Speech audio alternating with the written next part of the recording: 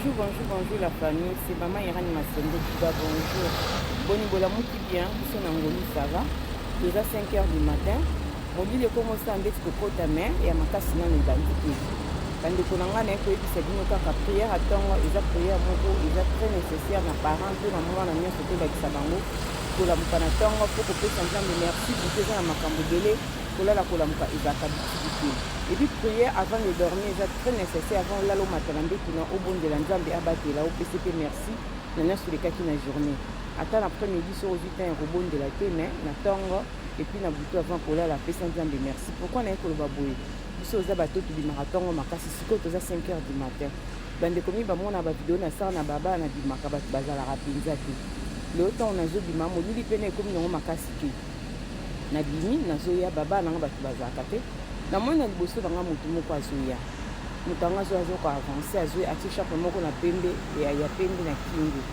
tanga komi pembe na nga mutu na abandi ko loba mais po ya na nzia bata makolo tanga pembe akini akoti na prince abandi ko loba mais ce qu'on a allemand zo bakena ko bomae na ko bomae ngasko to na ki bon na traité le quoi mutu boma na bitela tia bapa Neliki qui na kwemo ezaka liboso na route principale ezaka na bekara moko pele na boulangerie fonga matongo na bandi ko tia ba femme tanga so ko andi ko landanga na bi Jésus Christ azaki penza motusi na côté esprit moto so apuse mbena otindi kai atola na ngazo bana ko boma so ganga so loba et puis que na comprendre que on a tourné la mona mbamo muta sécurité ati lamba vert abini na katikati ngana ilo kwana sikolo kelinga na ndeko ya muta sécurité azalaki te liboso na sima mpuzeka kwa biso mbe na baba muta sécurité na longba wana longba ndo gangela ati lamba moko ya choko ya kulente ba police matie gilet à vert wana basela ramisa likolo andi ko gangela longba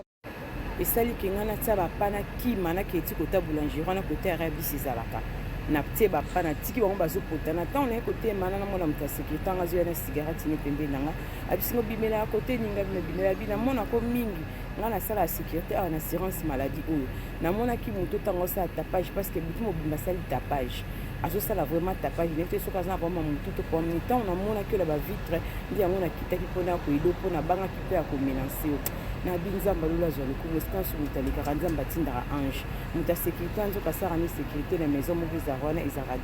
immeuble yango ya assurance maladie ntango amondi nga nde ya kosalelanga sécurité na bi nzambe lolo ayo moto otindaki ya kosala sécurité mpo niveau moto anga azalaka agressif koganga azangisaki nga kimia me napesi nzambe lolo po kimia ezali eloko moko eleki te nyonso wana mpona nini nayebisaki nzambe azwa contrôle abatela jamais nga so na bima na ndako na nga nayebisa nzambe eloko te nayebisaka nzambe makambo ebele nayebi ke nzambe wana ayokaka esika nso na kozala naza na mposa na mona ange na mapapu te maza capable ya koutize nga ata mbwa ata mpuku na nzela asala ngo siko mpona bika na vi nanga topesi nzambe merci prière ntongo ezala makasi tolamukaka makambo ezalaka vraiment ebele vraiment na bandeko nyonso nzambe abatelaka biso losambo nde makambo bizu otikala bien bye bye.